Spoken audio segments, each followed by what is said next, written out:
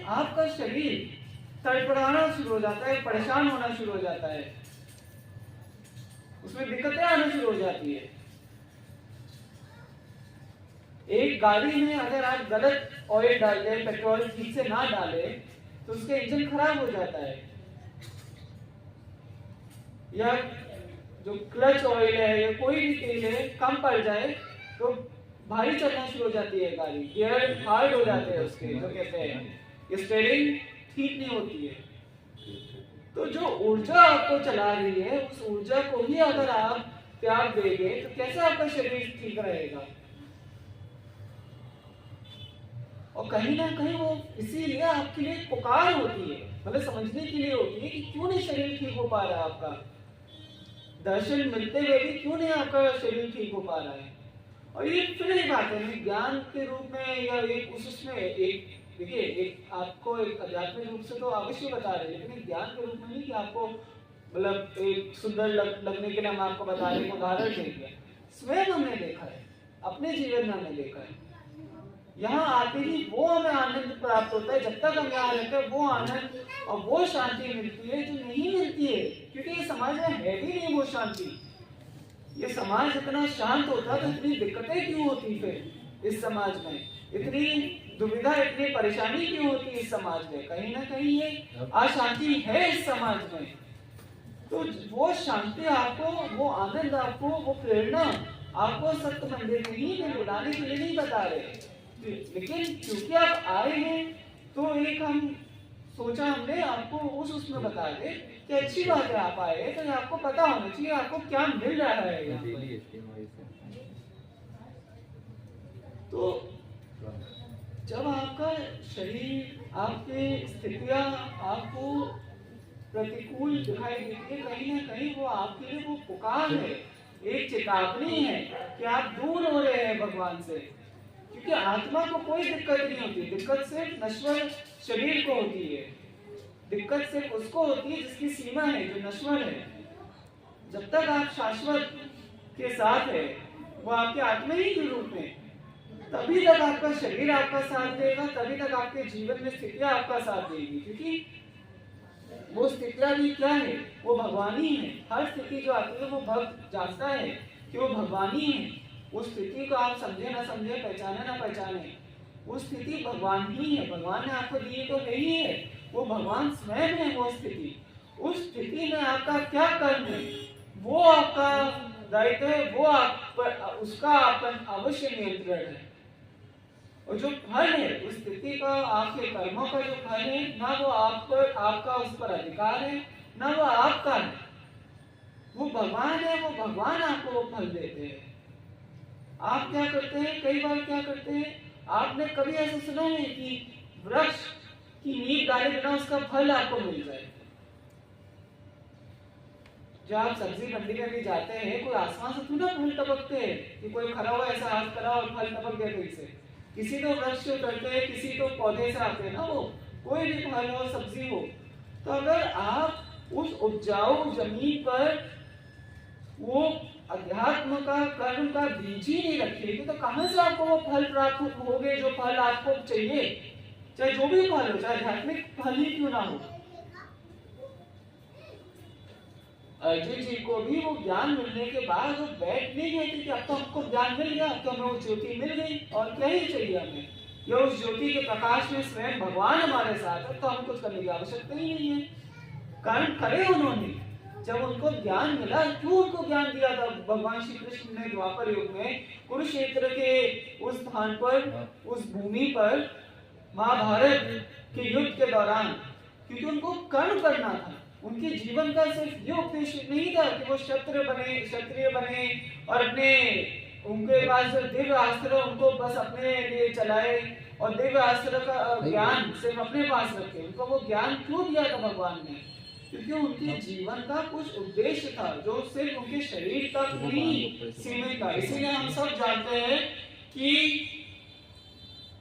महाभारत का युद्ध समाप्त होने के उपरांत भी जब अर्जुन जी ने सोचा कि अब तो युद्ध हो गया, उन्होंने बोला कि हम अपने रथ से उतरे, जैसे ही भगवान श्री कृष्ण स्वयं रथ से उतरे, पूरा रथ सही है, जल गया, पूरा रथ ध्वस्त हो गया। क्यों? क्योंकि अर्जुन ये नहीं था, अर्जुन जी उस समय सोचते हैं कि देखो भगवान ने मुझे ज्ञान दिया, भगवान ने मुझे दर्शन दिया, भगवान स्वयं मेरे साथ है और मैं क्या कर रहा हूँ, मुझे युद्ध करना पड़ रहा है, मुझे कर्म करने पड़ रहे हैं। कुछ ही शायद पिछले ही संदेश हमने बोला था, कुछ कुछ शब्द सुनाई देते हैं, डर लगता है या कुछ आदेश, तो एक होता है पढ़ रहा है, आना पड़ रहा है। तो वो अगर वो ऐसा सोचते हैं कि फिर क्या ही मेरा क्या फायदा हुआ, मेरा क्या लाभ हुआ, उन्होंने ऐसा नहीं सोचा, उन्होंने कर्म करे।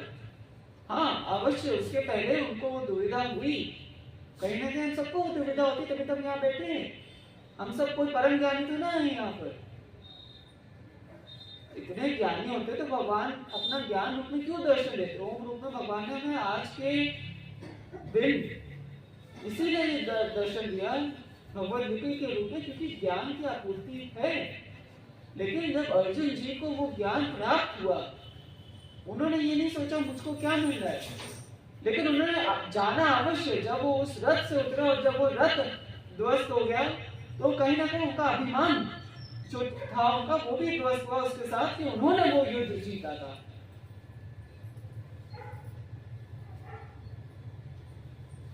अस्त्र अवश्य अर्जुन जी के थे, पांडव के थे, उनके सेना के थे, लेकिन जो विजय थी, जो फल था, वो स्वयं भगवान थे। वही भगवान थे, वही विजय भगवान ने उनको दी थी। और इसलिए नहीं क्योंकि उन्होंने ज्ञान सुन लिया या उनको ज्ञान मिला। क्यों? क्योंकि आप सब जानते हैं कि वो धर्म के पद पर थे, धर्म युद्ध कर रहे थे, सिर्फ युद्ध नहीं कर रहे थे, धर्म युद्ध कर रहे थे। तो आप सब कहीं ना कहीं जाने अनजाने में, पहचानते हुए अनपहचाने हुए, न जानते हुए, आप सब कहीं ना कहीं ये धर्म युद्ध कर रहे हैं। आपके हाथों में भगवान ने वो अस्त्र दिए हैं,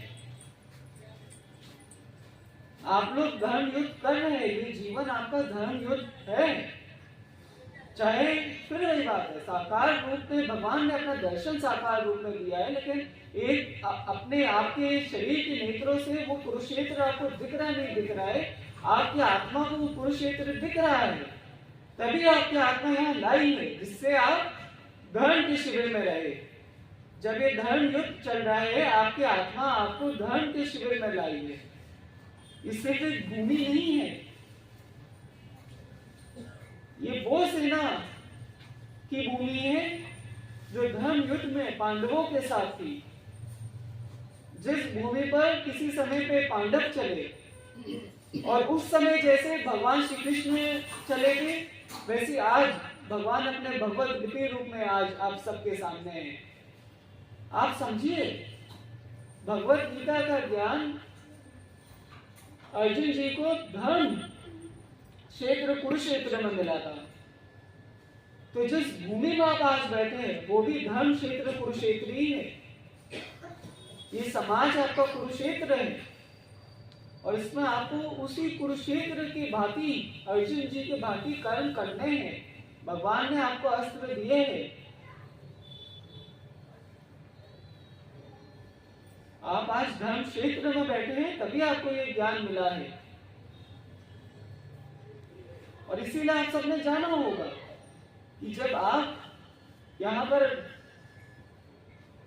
प्रस्थान करते हैं, इस गेट के बगली में जो एक दीवालों के रूप में आप बोले, इस मंदिर का जो गेट है, इसके बगली में आपको इंद्रप्रस्थ दिखाई देगा लिखा हुआ। तो आप कहाँ बैठे हैं? कहीं ना कहीं आप उसी भूमि पर बैठे हैं।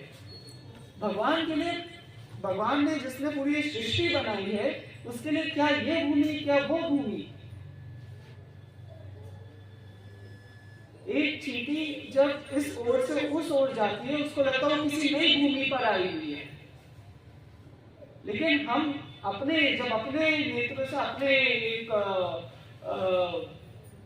ओर से देखते हैं, क्योंकि चींटी का जो एक दृष्टि, एक शारीरिक रूप से बोले या एक उसका जो साइज के रूप में बोलो, इतना ही इसको लगता है वो कहीं कहीं और जाकर बैठी हुई है।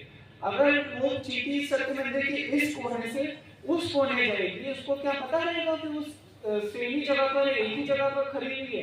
लेकिन हमें दिखाई देता है कि वो आज भी सत्य मंदिर ही में है। तो समय भी ऐसे ही है, समय सबके लिए समान है। समय के लिए ना ये भूमि अलग है, ना वो भूमि अलग है। हम सबको लगता है कि समय की अवधि के साथ भूमि, ये कोई और भूमि, वो कोई और भूमि है, वो कोई और स्थान था, वो कोई और समय था, ये कोई और समय है। समय वही है, समय हम सबके परे है, समय नहीं बदला है। समय हमेशा धर्म का ही होता है, समय हमेशा धर्म की विजय का ही होता है, समय नहीं बदलता है। उस भूमि से लेकर आज की भूमि तक उस आत्मा ने जो उस भूमि, कुरुक्षेत्र की भूमि पर थी, कितने शरीर डाले, कितने शरीर उतारे, कितने शरीर लेने के बाद आपके इस शरीर में वो आत्मा आई है। लेकिन ये आत्मा वही है जो उस समय कुरुक्षेत्र में रही होगी, तभी आज यहाँ पर धर्म क्षेत्र में इंद्रप्रस्थ में आपकी वो आत्मा है। ये कोई संजोग की बात नहीं है कि आप सब लोग जहां बैठे उस जगह का नाम, उस स्थान का नाम इंद्रप्रस्थ है, और जहां बैठे हैं वो सत्य पद है और स्थित शक्तिपीठ सत्य मंदिर है। इसमें जो कोई संजोग नहीं है, ना इसमें से कोई ऐसा स्थिति है जिसमें आप सोचे कि ये हो गया। भगवान सब जानते हैं। भगवान ने, जैसा कि अर्जुन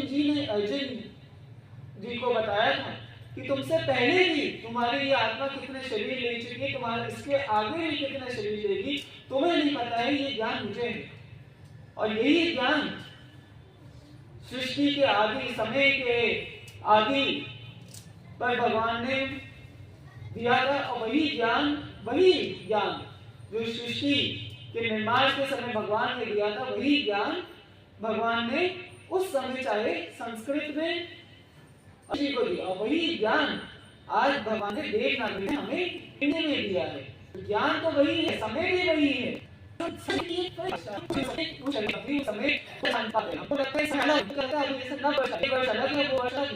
अपने व्यवस्था को काट देते हैं।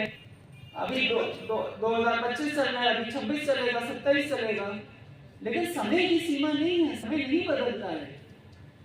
तो जो हम सब कहते हैं आज से 5000 वर्ष पूर्व, 7000 वर्ष पूर्व, वो हम सब आप सबके लिए, हम सबके शरीर के लिए है। आत्मा शरीर के परे है, आत्मा के लिए वो समय नहीं है। आत्मा आज भी उसी तृप्ति के लिए खड़ी है जिस तृप्ति के लिए वो कुरुक्षेत्र थी और कर्म के लिए तत्पर थी। आपकी आत्मा तत्पर है कर्म करने के लिए, और शरीर उस आत्मा को कर्म करने से नहीं रोक सकता है। लेकिन उसमें होता है जब वो कर्म नहीं होते तो शरीर की हानि होना शुरू हो जाती है। हम जब वस्त्र दिनों तक या जितने अवधि तक नहीं बदलते तो वो वस्त्र गंदे होना शुरू होते हैं, और उस वस्त्र से हमारा शरीर गंदा होना शुरू हो जाता है। और समय आने पर उस वस्त्र को बदल देते हैं। तो वस्त्र गंदा होने से, वस्त्र में मिट्टी आ जाने से या मैला होने से आत्मा को कोई फर्क नहीं पड़ता है। हो सकता है आपको इस जन्म में वो ज्योति ना प्राप्त हो, आपके अगले जन्म में वो आत्मा यहाँ बैठी है सत्य मंदिर में, या आपके माध्यम से आपके संतान को वो दर्शन होना जो शायद आपके लिए नहीं लेकिन आपके संतान के लिए वो दर्शन है। ये भी है, हो सकता है आपके इस योनि में आपको वो ज्ञान नहीं, वो दर्शन या वो मोक्ष नहीं प्राप्त होगा, लेकिन आप आज अपने लिए नहीं, स्वयं के लिए नहीं, अपने संतान के लिए यहाँ बैठे हैं। तो उस संतान के लिए अपने शरीर से उठकर